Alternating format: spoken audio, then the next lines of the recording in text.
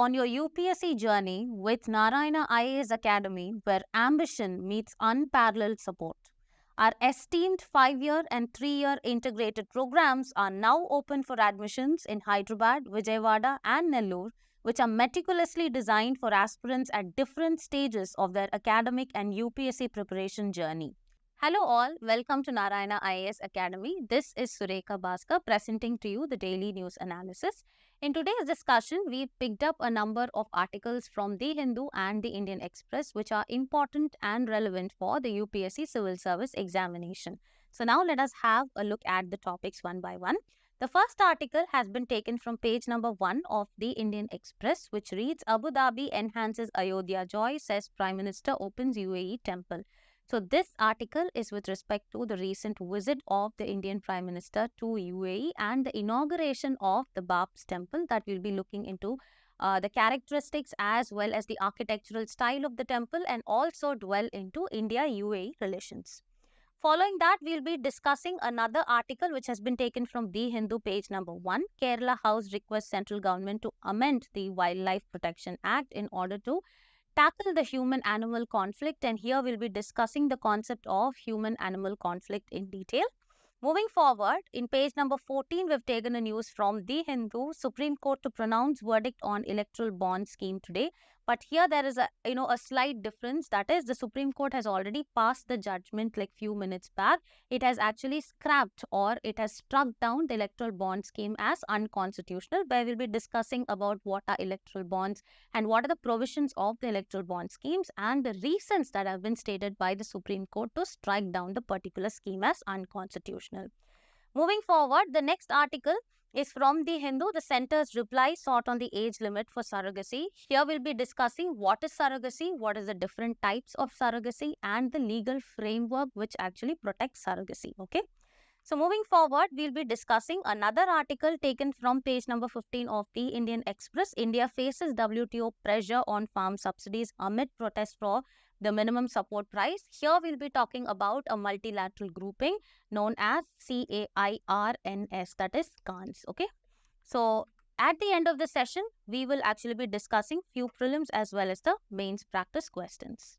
The first article for the day is Abu Dhabi enhances Ayodhya joy, says Prime Minister opens UAE Temple. So this particular article talks about the recent visit of the Indian Prime Minister to UAE, which is his 7th visit to the country since 2015. So in this particular article, we'll be discussing a number of dimensions ranging from historical and the cultural background of this particular temple, its architectural style, the key areas of cooperation between India and UAE, how significant is UAE to India and vice versa, what are the challenges that both the countries actually face with respect to their cooperation, and finally, we will move on to discussing the way forward for enhancing the relations between the two countries. Okay, so here we will be discussing about India-UAE relations in the historical context till the present.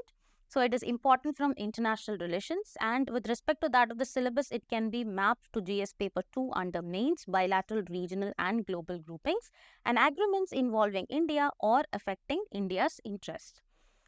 So moving forward, we have previous year questions. We always have to pay focus on the international as well as the multilateral groupings, as well as India's relations and the outcomes or agenda with respect to a specific grouping, and what kind of relations India shares with its neighbors and all the other countries across the globe. So if we see in 2022, there has been a question on I2U2 and how that grouping is going to transform India's position in global politics. And the second one, in 2015, there has been a question on Golan Heights, which is actually an international relations question which has been asked in the form of a map. So map questions are also important. The bordering countries, etc. are important for your examination. So moving forward, PM Modi's visit to UAE is his 7th visit to the country since 2015. So here let us actually understand what are the activities that actually took place during his visit and what are the outcomes of it, and the key MOUs or the partnerships or pacts that have been signed there. Okay. So in the first day, he actually engaged with the Indian diaspora in an event which is called as the Ahlan Modi, that had been organized by the Indian community in order to honor his visit. And next one, he actually inaugurated the BAPS, that is the Bab's Temple, where BAPS actually stands for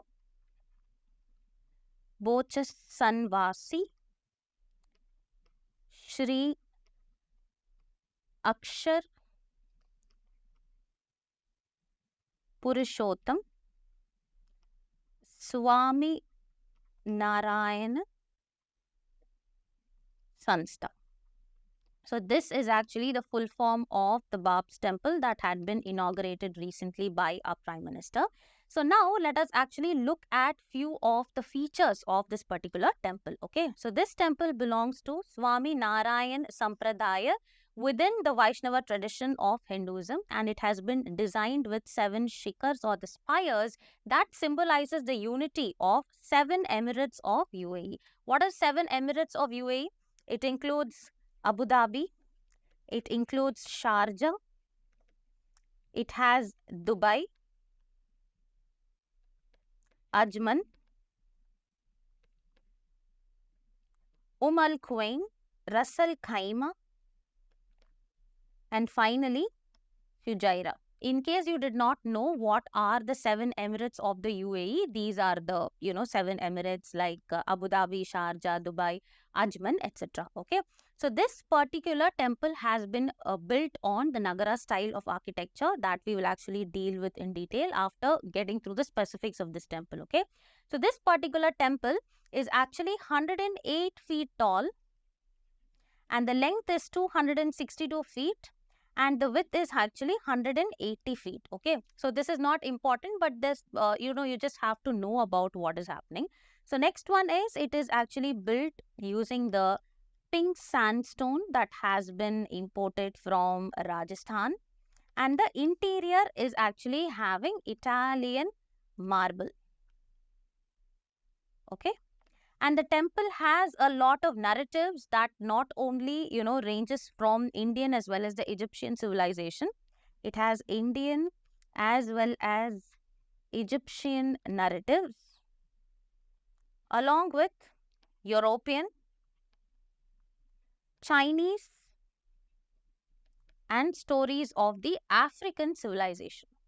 So here I told you that the architectural style of the temple was the Nagara style of architecture. So now let us actually look into what is the Nagara style of architecture. Okay, so this particular architecture is prevalent in North India. And if you see predominantly the temples in states of Uttar Pradesh, Rajasthan, Madhya Pradesh, West Bengal, as well as Assam, we will have all the temples which are constructed in this Nagara style of architecture. So let us actually see the figure. So if you see here, this is actually the temple complex which has the Garbhagriha over here, which actually houses the main shrine. And then you have the Shikara, which is actually in between, which is pyramidal in shape. It is in between the Garbhagriha as well as the Kalasha. And then this temple complex also has Mandapam. It has the Ardha Mandapam, as well as you actually have the Garbhagriha we already saw, and the elevation. It is built on an elevated platform, and the plan is usually rectangular or it is square in shape. Okay, so this particular Shikara, let's actually look at it very quickly one by one. So first one, if we look at the Shikhar, it is the tallest tower of the temple and it is pyramidal in shape and it actually tapers towards the top. If you see over here, this is actually the Shikara. It is pyramidal in shape and it tapers towards the top, and on top of it will have the Kalasham, and this is the Shikharam. Next you have the plan of the temple. The temple is always planned in a rectangular or it has a square plan. Okay, so it is actually planned in such a way the Shikhara is actually at the center. If you see in the diagram, you can see it is always at the center, and the temple may also have smaller towers, and that is called as the Mukha Mandapams. Okay, and next one, it actually has a number of walls which are typically made of bricks or it can also be made of stone, and it has intricate sculptures on that. Then if you see here, there are a number of pillars, right? So there are number of pillars here which are again carved in intricate designs, and they are topped with capitals, okay, that actually support the roof of the temple. The next one, you also have the torans or the toranas, which are the gateways to the temples. And these are made of stone or these are made of wood, and they are decorated with, again, sculptures. Okay. Then moving forward, we have a mandapam over here, which you actually see, which is the main hall of the temple and where you have the devotees actually gather for worship. The next one is the Garbhagriha, which we already know. It is called as the Sanctum Sanctorum of the temple, which actually houses the main deity or the god over there. And here mostly only the priests are actually allowed for performing the pujas and other things. So moving forward, let us actually see what are the key pacts that have been signed during the visit of the Prime Minister. So the first one is the signing of the bilateral investment treaty, which actually promotes the investment in both the countries, that is India and UAE. Next one is energy cooperation, where a memorandum of understanding on electrical interconnection and trade has been signed. Next one is fostering a regional connectivity, which is nothing but international framework agreement for IMEC is actually it was signed. So this is very important. We'll be discussing about it. And there had been an MOU on cooperation in digital infrastructure projects, which is a framework for cooperation in digital infrastructure sector, followed by agreement in interlinking the payment platforms, where UPI, that belongs to India, and AINI, which belongs to UAE, for seamless cross-border transaction had been signed. The next one, agreement on interlinking domestic debit and credit cards, that is RuPay, with that of the J1 was actually signed. Next one is cooperation protocol between the National Archives was actually done, which is a bilateral cooperation in restoration and preservation of the archival materials. The next one is MOU for cooperation in the field of heritage and museums have been signed, according to which it aims at supporting the Maritime Heritage Complex at Lothal, Gujarat. So these are the key pacts that have been signed during the visit. So far when it comes to India-UAE relations, we had understood the temple complex as well as the historical as well as the cultural architectural style of the temple, that is the Nagara style of temple.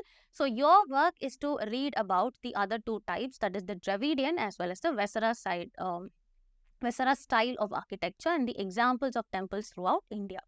And next one, these are the key pacts which are signed during the visit. And some of it are actually, in order to take shape in the future. So before that, what we have to understand is how significant is UAE for India and vice versa. Okay.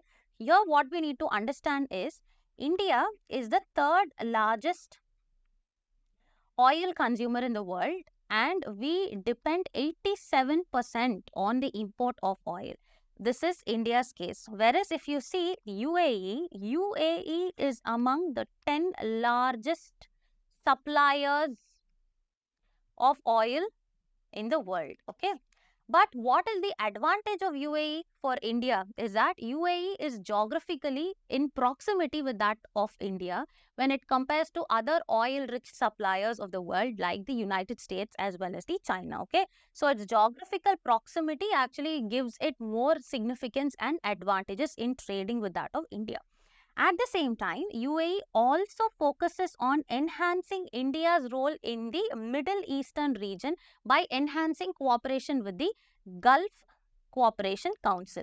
Here, what is the Gulf Cooperation Council? It has 7 Arab nations which include Bahrain, Kuwait, Oman, Qatar, Saudi and UAE. See, all this is important. GCC was once in the examination as well. So you need to know the members and which is not a member, whether India is a member or not. So India is one of the active trading partners with these countries. Okay.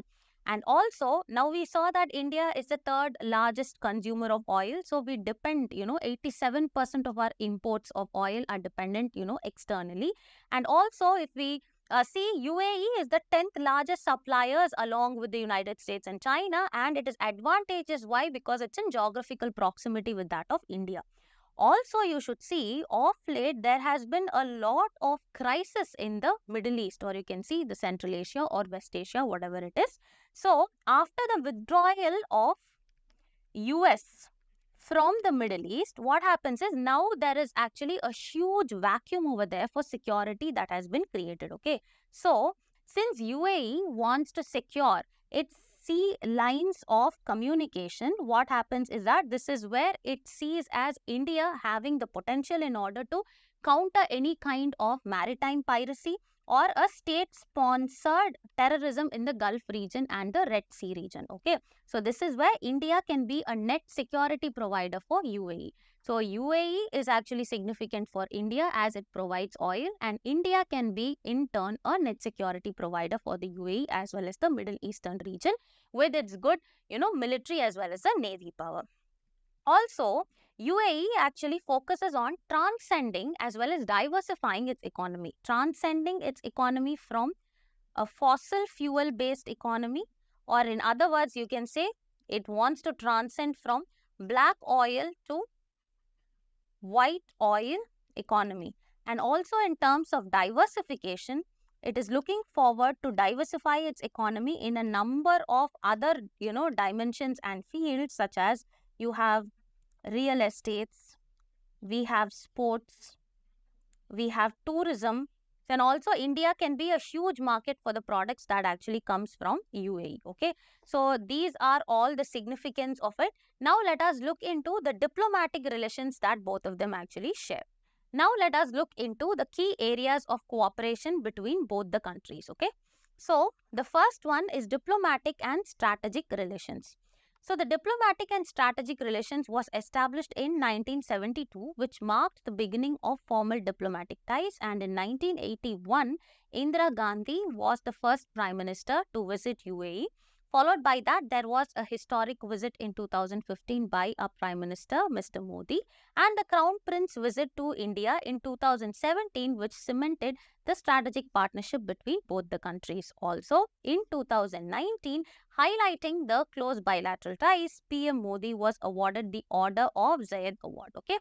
Moving forward, there is an active engagement of both the countries in global forums, like example, I2U2, including India's guest of honor status at OIC 2019 and UAE's participation in G20 under India's presidency. Now moving forward, let us look at the economic and the trade relations that we actually share. The bilateral trade between India and UAE had surged to USD 85 billion in 2020 to 2023 with ambitious goal post CEPA. What is the CEPA? It stands for Comprehensive Economic Partnership Agreement. So what is this CEPA? What are the provisions of CEPA? It is an FTA, that is a free trade agreement, which actually provided or which reduced tariff on 80% goods. Also provided zero duty access to 90% of India's goods.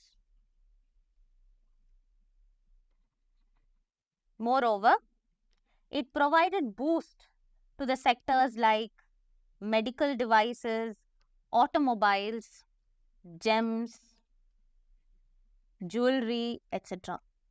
And also it generated 1 million plus jobs, as it is a labor intensive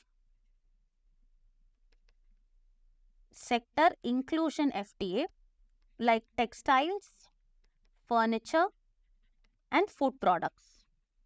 And finally, it accelerated the FDI inflow. So, CEPA is a comprehensive economic partnership agreement which came into existence between both the countries, and it is an FTA, that is a free trade agreement, which actually enhanced all these parameters as we discussed. So, moving forward, post CEPA, the FDI that I actually told you in India increased threefold to $3.35 billion, marking UAE as the fourth largest investor in India. Who are the other three? Mauritius, Singapore and the US. So moving forward, let us look at the energy cooperation between both the countries. Okay. So there has been an MOU which is signed between ADNOC, this is nothing but Abu Dhabi National Oil Company, as well as Indian Strategic Petroleum Reserves Limited, that is the ISPRL, for Strategic Crude Oil Reserve in Mangalore, Karnataka. And they've also been involved in exploration of crude oil storage at Padur, Karnataka by the same company. So a consortium that was led by ONGC, including the Indian Oil and Bharat Petro Resources, have been awarded 10% stake, okay, in Abu Dhabi's Lower Zakum concession. The next one, we look at the fintech as well as the digital collaboration. So there has been an implementation of RuPay card as well as the rupee dirham settlement, which was a 2023 settlement brought about by both the sides. That is, according to this, they'll use their local currencies aiming at de-dollarization for trade purposes, okay. And there was introduction of local currency settlement system facilitating direct trade under INR AED, okay. So moving forward, we have the regional as well as the international cooperation. There has been active participation of both the countries, India and UAE, in I2U2, that is India, Israel, UAE, USA, for diversified interests. And there had been engagement in IMEC. I already told you we'll discuss this.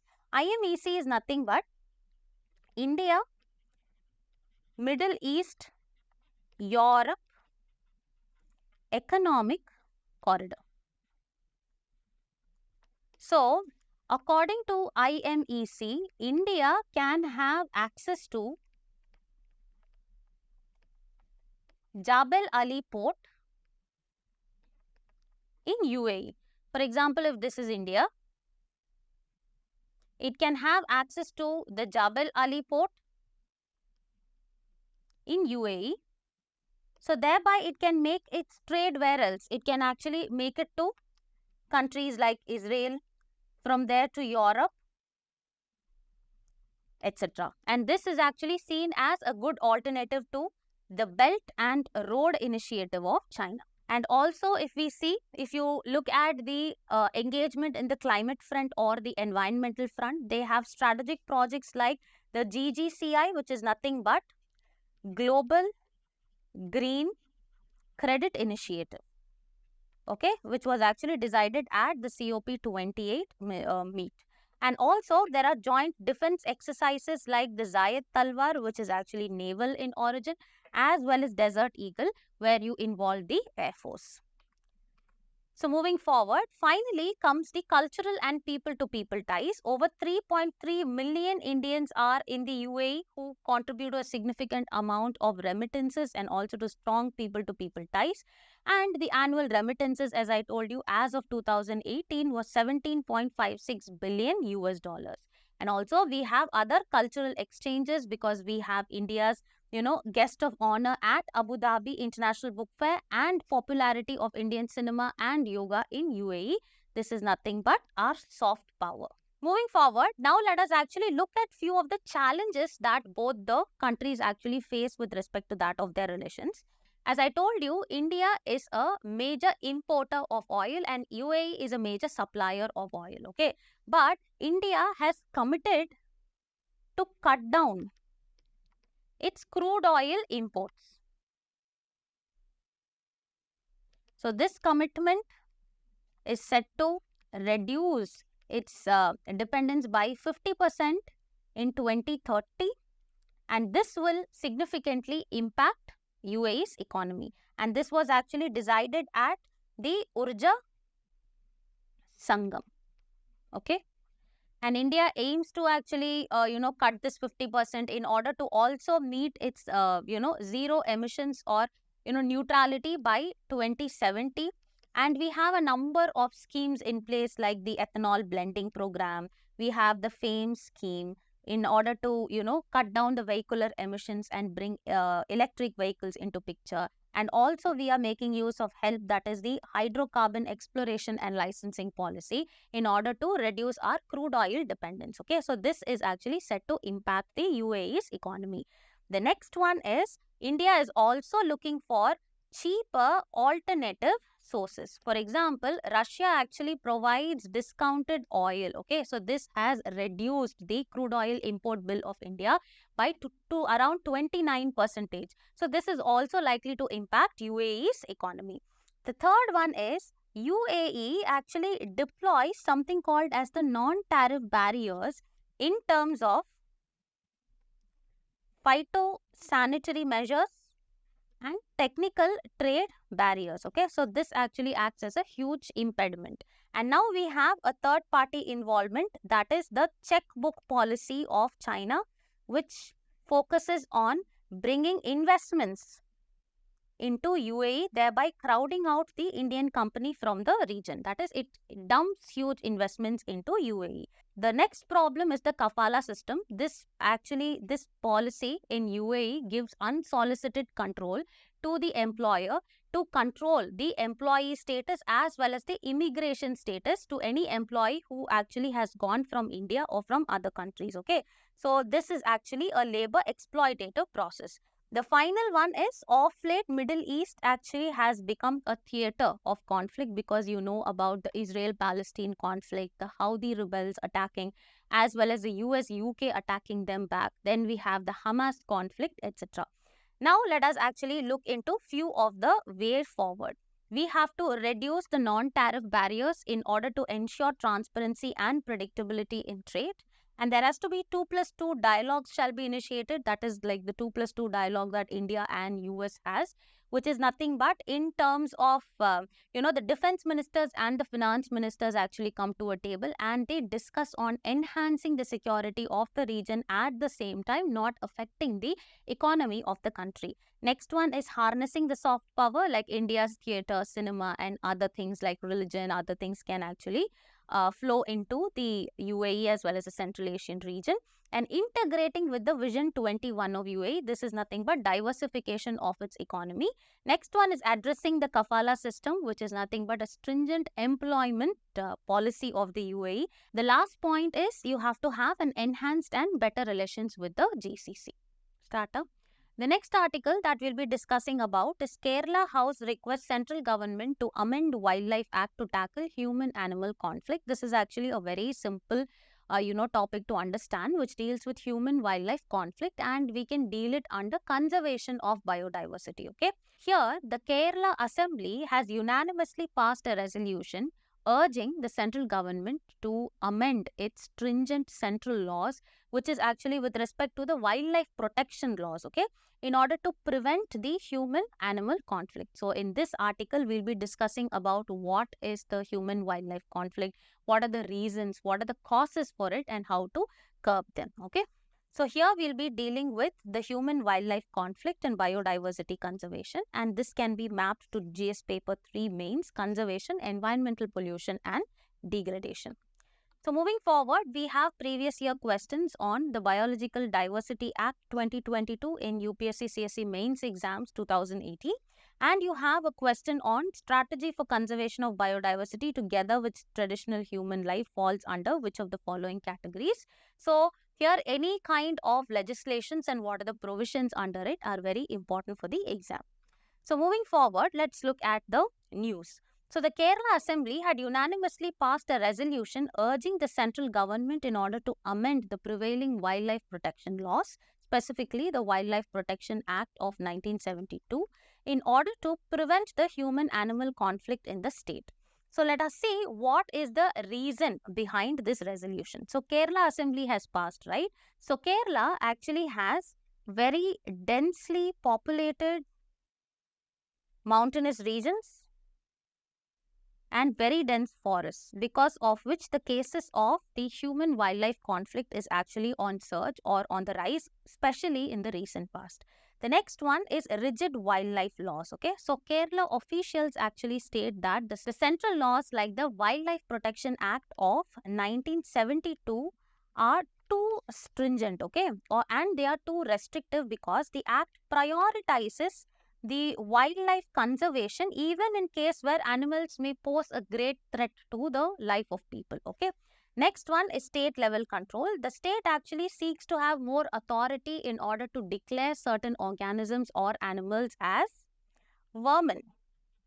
This will be easier for them to cull or to take swift measures, okay, in situations of acute conflict with that of the animal. So moving forward, let us actually understand the concept of human-wildlife conflict.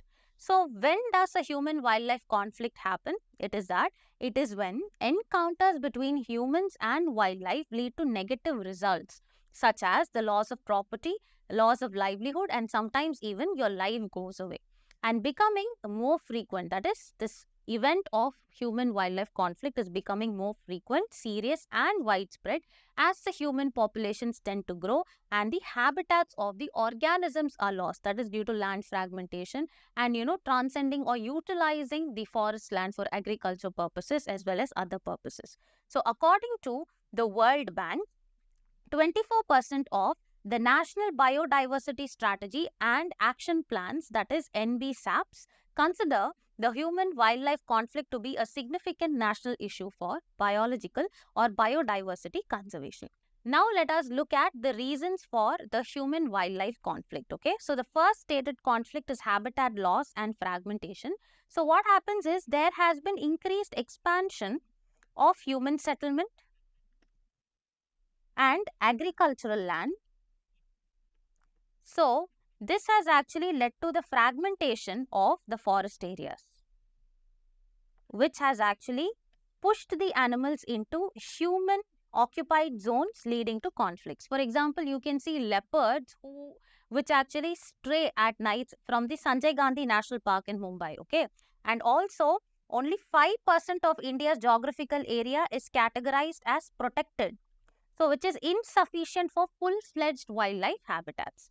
The second one, if you see, land use transformation. Again, I told you there's a lot of encroachment into the forest because of, agriculture, industrial expansion, mining, as well as other processes, which again leads to this, human-wildlife conflict. Example, you can see we have the human-wildlife conflict instances, especially in Jharkhand and Odisha, which has actually disturbed the elephant corridors, leading to increase in the conflicts. The next one is the disasters. Okay, so natural as well as the human or anthropological induced disasters have actually disrupted the habitats of the animals, leading to conflicts. Example, we have floods in Assam. Okay, example, Assam floods have driven animals out of the Kaziranga National Park. Okay. The next one is forest-based livelihoods. There is dependency of local communities on the forest resources that can lead to conflicts. Example, if you see in Sundarbans, people actually go for fish as well as forest resources. So in their search, they actually end up in conflict or encounters with the Royal Bengal tigers. Okay. So moving ahead, there is wildlife trade and poaching. There is a lot of illegal wildlife trade that is actually taking place, and there is poaching for bushmeat. There is poaching for ivory of elephants as well as other body parts, skin of crocodiles, etc. And if you even see the 2021 report by Traffic India, it actually says that India has lost around 154 tigers to poaching between the year 2017 and 2021. And also the last reason which can be a possible reason for the human-wildlife conflict is electrocution, road kills, rail kills, as well as infections. Okay. So, for instance, the Union Ministry of Environment and Forest, it has reported that 474 elephants were electrocuted between 2014 to 2020. And roadkills are also one of the major reasons on the highways, passing through, because highways pass through the wildlife habitats. This is also one of the major reasons for the human-wildlife conflict. Now, moving on, let us actually see some of the measures for mitigating the human-wildlife conflict. The first one is there has to be a proper land use planning, which will minimize the habitat overlap between the humans as well as the wildlife. That is proper demarcation of the habitats. Next one is community-based natural resource management, which empowers the local communities for responsible wildlife interaction as well as, a proper planning of the same. So, for example, Odisha's crocodile management program serves to be the best example for conservation. Next one is proper environmental impact assessment, which prevents the infrastructure development in critical wildlife habitats. Moving ahead, There is early warning as well as deterrent systems have to be there, like using buzzers and alarms to prevent wildlife from approaching the high risk areas. Next one is the eco bridges and wildlife corridors have to be constructed in order to facilitate safe wildlife migration. And next one is role of technology. For example, use mobile apps in order to track and alert on wildlife movements in Karnataka. So this is one of the steps taken by the Karnataka state government. Moving forward, let us actually have a look at the National Human Wildlife Conflict Mitigation Strategy and the Action Plan 2021-26. Okay, so this is a holistic guideline document in order to manage the human wildlife conflict developed by the Ministry of Environment, Forest and Climate Change, and it follows the Driver Pressure State Impact Response, that is the DPSIR framework. So what is this Driver Pressure State Impact Response? Let us actually see. So it actually has the following, parameters. Let's actually see one by one. First is addressing the drivers. That is, what are the drivers? The major root causes. So tackling the root causes like shrinking habitats and land use changes. Next one is reducing the pressures like mitigating conflict through barriers and early warning systems. Next is data and information, creating a data and a holistic data framework for conflict mitigation and reducing the negative impacts which will minimize the loss of life and property damage. And finally, this framework entails strengthening institutions, that is, enhancing financial as well as institutional structures will be a probable solution in order to handle or mitigate the entire concept of human-wildlife conflict. The next article that we'll be discussing about is Supreme Court to pronounce verdict on electoral bond scheme today. The time when I actually picked up this particular topic, the Supreme Court were to pronounce its verdict, but few minutes back it has come up with the verdict. That is, the Supreme Court, a constitution bench of the Supreme Court led by the Chief Justice of India, has struck down the electoral bond scheme, stating it that it is unconstitutional. Okay. So in this particular article, we'll be discussing about what are electoral bonds and what is the political funding in India. And this is relevant from Indian polity under prelims as well as GS paper 2, salient features of RPA, that is Representation of People Act under mains. So these kind of constitutional bodies, what are the reforms that are taken by the constitutional bodies and what are the recommendations given, what are the constitutional posts held by the election commissioners as well as the finance commissioners, and any kind of changes from where they actually draw their salary, whether it's from the Consolidated Fund of India or not, their eligibility to be reappointed, etc. is very, very important for your examination.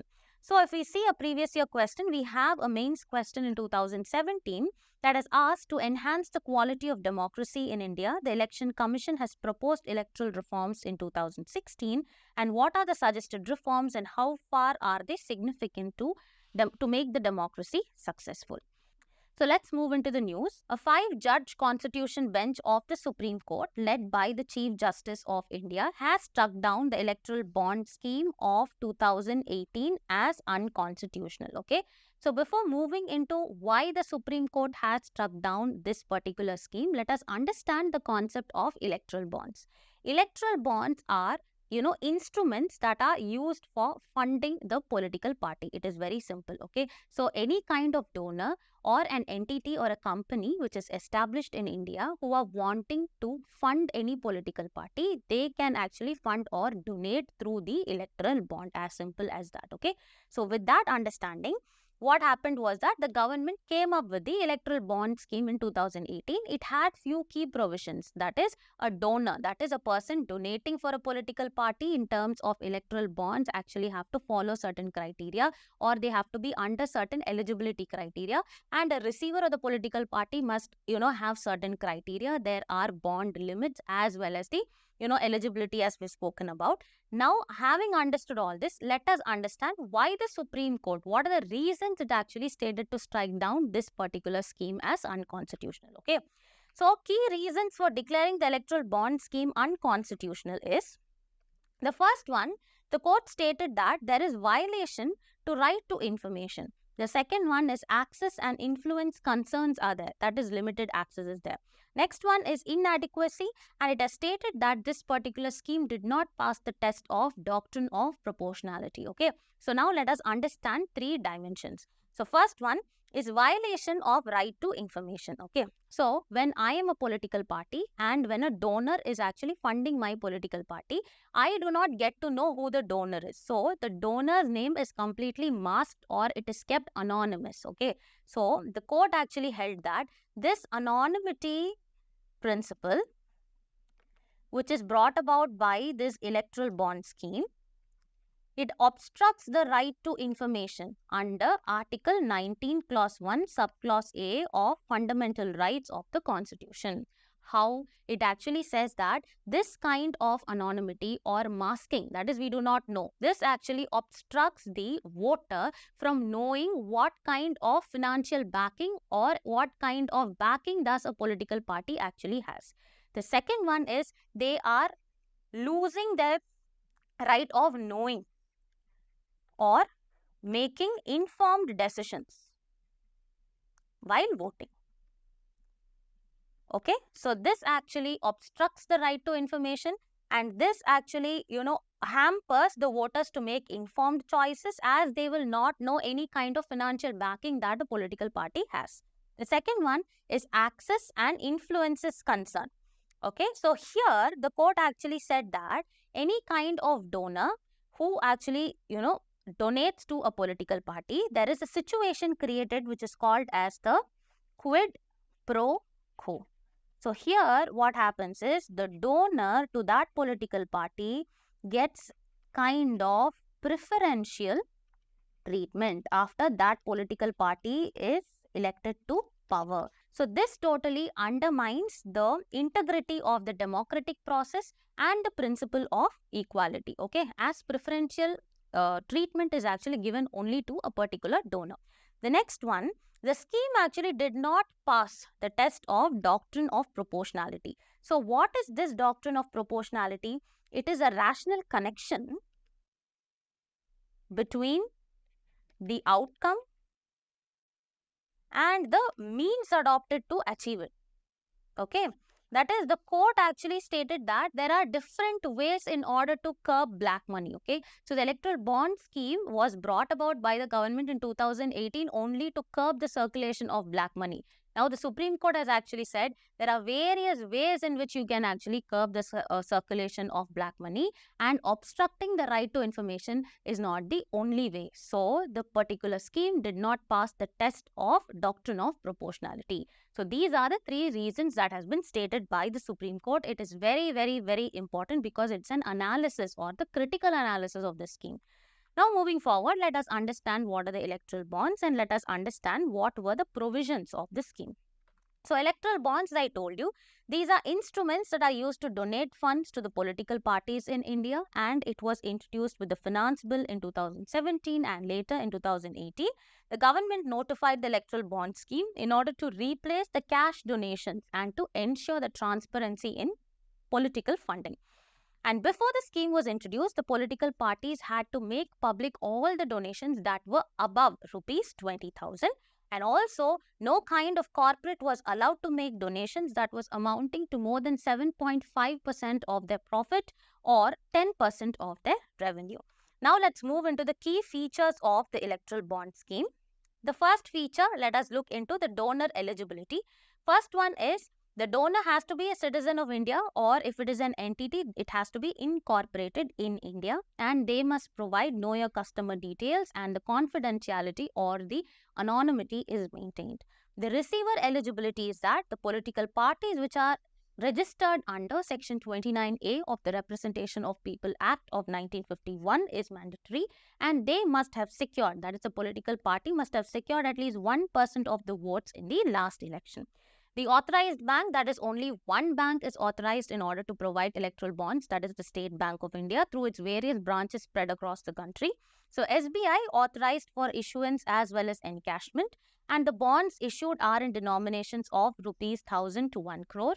And if you see the validity, it is valid for 15 calendar days from issue, and in case you do not, that is, the political party does not receive or it does not take this particular electoral bonds within 15 days, it is automatically deposited into the Prime Minister's Relief Fund.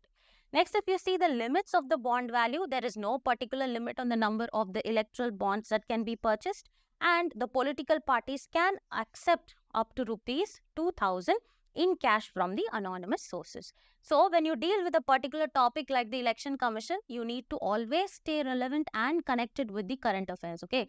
Especially if it actually deals with something called as constitutionality of that scheme related to that constitutional body, it becomes very, very important, and a thorough understanding and analysis of it is required. The next article that we'll be discussing about is Centre's reply sought on the age limit for surrogacy. So this particular article talks about the recent seeking of the Centre by the Delhi High Court on the petition that has been filed by a couple against the law or the regulation surrounding surrogacy, that is the Surrogacy Regulation Act of 2021, that allows only women aged between 23 and 50 to go for surrogacy. So in this particular article, we will be discussing about what is surrogacy and what are the different types of surrogacy, the legislative or the legal framework under which surrogacy falls, that is the Surrogacy Regulation Act of 2021, various provisions and the limitations of the Act, and this can be mapped to Indian Polity and Governance Prelims and under GS Paper 2, that is Mains, Government Policies and Interventions. Moving forward, we have a previous year question regarding the provisions of the Maternity Benefit Act of 2017, which has been asked in the year 2019. So here, any kind of amendments to the provisions, these are very, very important for your examination. So moving forward, let's directly get into the news. The Delhi High Court has sought the Centre's response on a petition filed by a couple challenging the law, and this law is nothing but the Surrogacy Regulation Act of 2021 that allows only women aged between 23 and 50 to go for surrogacy. Now let us go on to understand what is surrogacy and what are the different types of surrogacy and what are the provisions and the eligibility for a person to be a surrogate or a donor. So moving forward, what is surrogacy? Surrogacy is actually a practice when a woman agrees to carry and give birth to a child who are not capable of carrying the pregnancy or conceiving. Okay, so surrogacy is a practice where a woman agrees to carry and give birth to a child on behalf of another person or a couple who are unable to conceive or carry a pregnancy.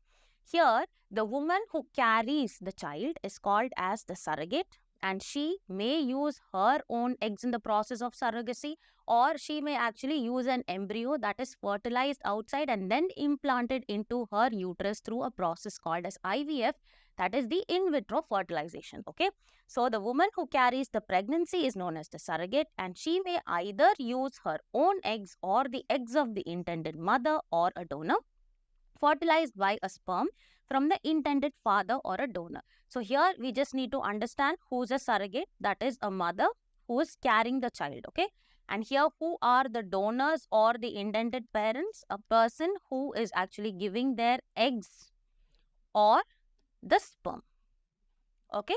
So surrogacy is often used by couples who struggle with infertility or any kind of medical conditions that make it difficult or impossible for them to conceive a child or to carry a pregnancy.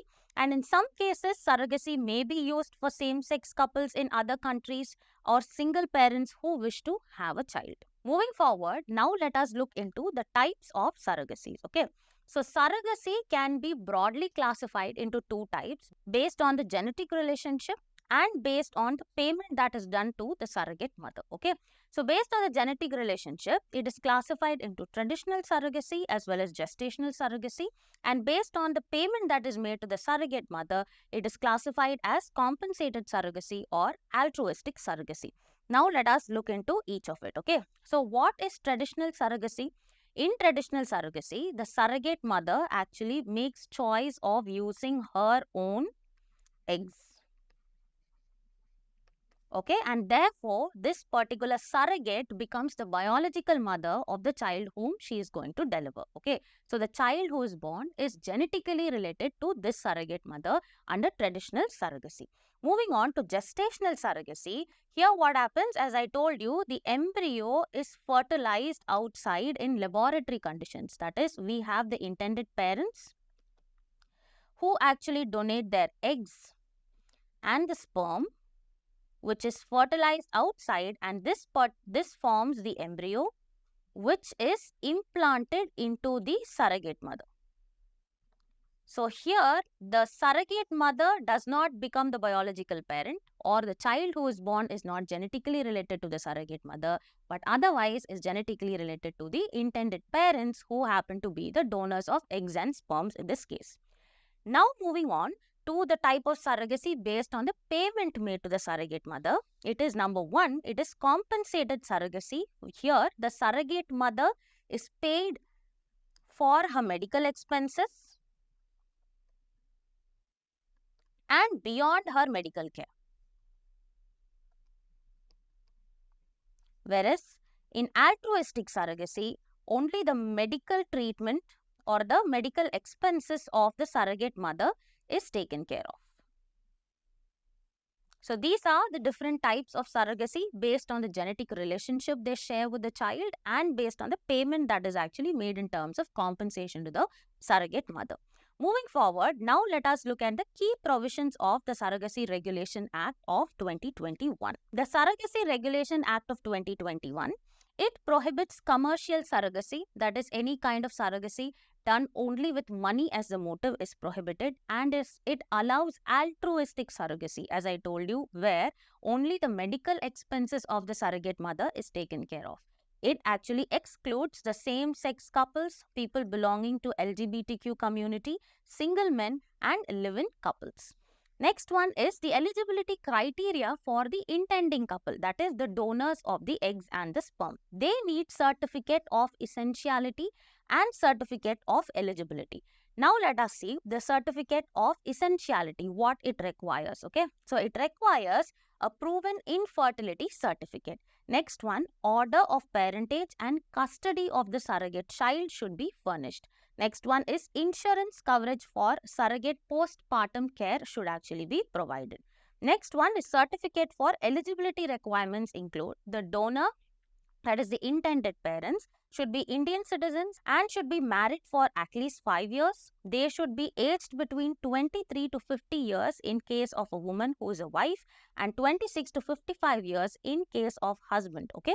And no surviving child, that is biological, adopted or surrogate, and exceptions actually apply. That is, they must not have a surviving child, either biological, adopted or surrogate.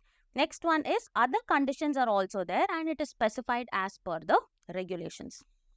Moving forward, now let us look at the eligibility for the surrogate mother. Okay, the surrogate mother must be a close relative of the intending couple. Here the intending couple, again and again I'm telling you, these are the donors.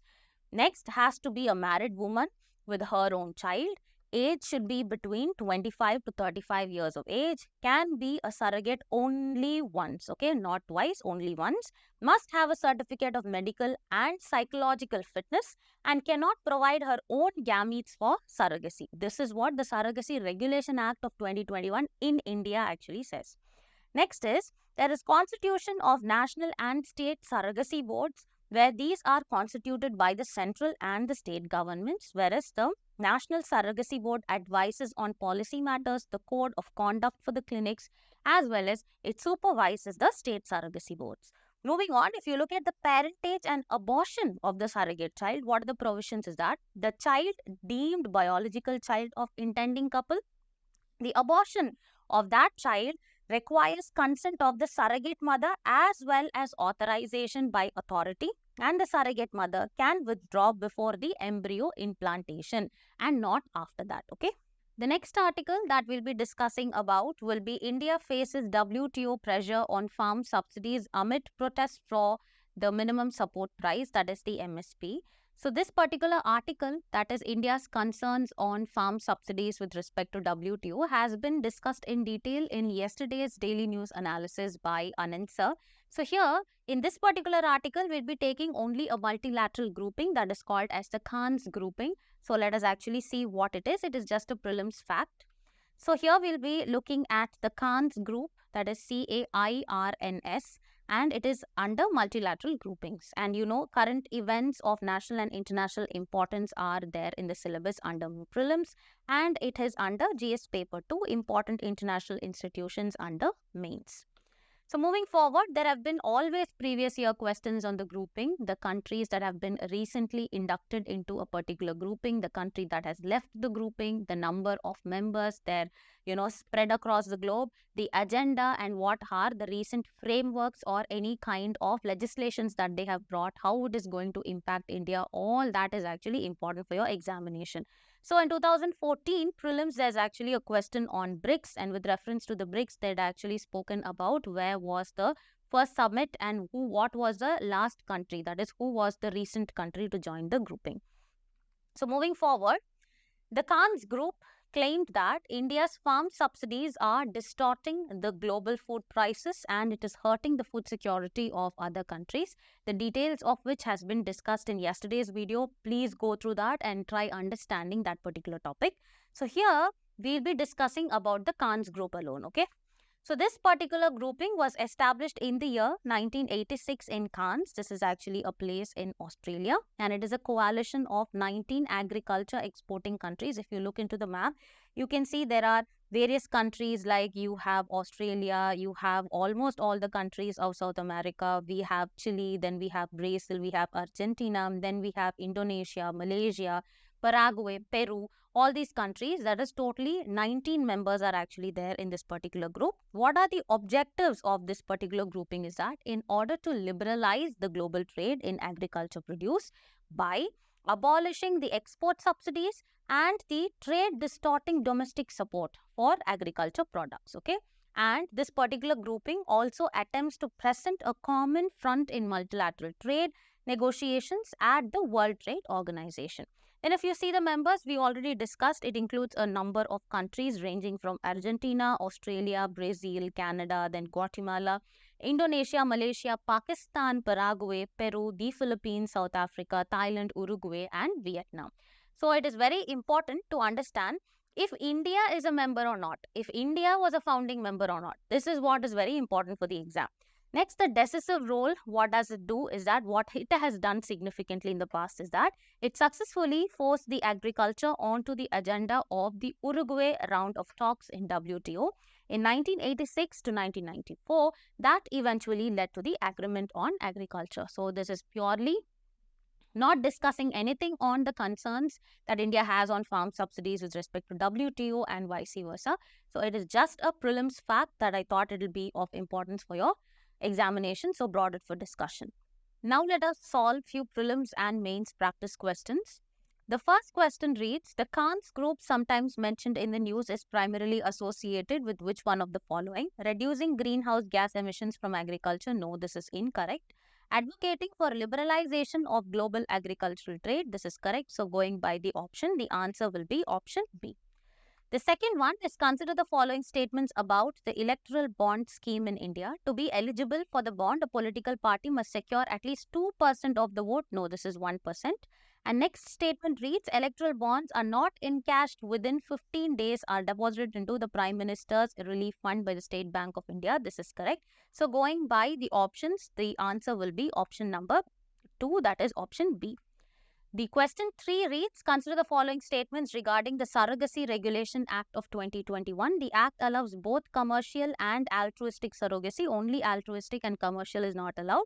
A child born out of a surrogacy procedure will be deemed to be the biological child of the intending couple. This is correct. And under the Act, same-sex couples and other members of the LGBTQ community are allowed to opt for surrogacy. This is also wrong. So which of the following statements are correct? Only the second statement is correct. So answer will be option B.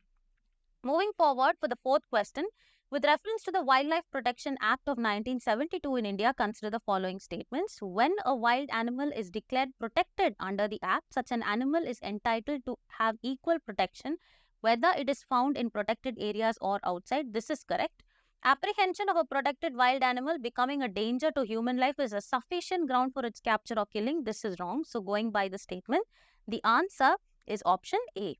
Moving forward, the fifth question reads, India and UAE are members of which of the following organization? Gulf Cooperation Council, this is wrong. I2U2, yes, this is correct. And International Solar Alliance, this is also correct. Since 2 and 3 are correct, the answer will be option B. Next, moving on to the mains practice question. The question reads, analyze the strategic significance of India-UAE relationship considering the recent developments, including PM Modi's visit to the country, and discuss the potential challenges and proposed measures for deepening the bilateral ties. So here we have actually broken the approach to the question into the introduction body as well as the conclusion. In introduction, now let us mention what is the context of the Prime Minister's visit to the UAE and the inauguration of the BAPS temple as a reflection of deepening cultural and diplomatic ties between India and the US. And in the body, we will actually talk about the different levels of engagement that India and UAE has been having. First one is the strategic significance, where we will evaluate the importance of UAE for India and vice versa, especially in terms of energy security and economic interests. Next, we'll discuss the role of UAE in India's Middle Eastern policy, particularly in the context of I2U2 initiative. You know that this has already been a mains question. Next, moving on to culture and people-to-people ties, where we'll talk about Indian diaspora there, the remittance that they actually give, and what is the role of cultural symbols like the temples that is being recently inaugurated there in order to promote mutual understanding between the two countries. Following that, we will discuss about various challenges, that is, identify the potential challenges in the relationship, such as the reduction in the oil imports, China's influence in the region, as well as the labor rights concern. And now we'll actually move to measures for deepening the ties. That is, we have to suggest the diplomatic initiatives like the 2+2 dialogues, as well as leveraging soft power, and also recommend strategies to align India's policy with UAE's Vision 21, which actually focuses on diversification of economy and to move from a fossil fuel based economy to a non-fossil fuel economy, or a black oil to a white oil economy, and to address the labor rights issue. And finally, we will conclude the answer by emphasizing the need for a multifaceted approach to bolster India-UAE partnership, ensuring mutual benefits for regional stability. Here we are done with the daily news analysis. For regular updates, please like, share and subscribe to Narayana IAS Academy YouTube channel. Thank you.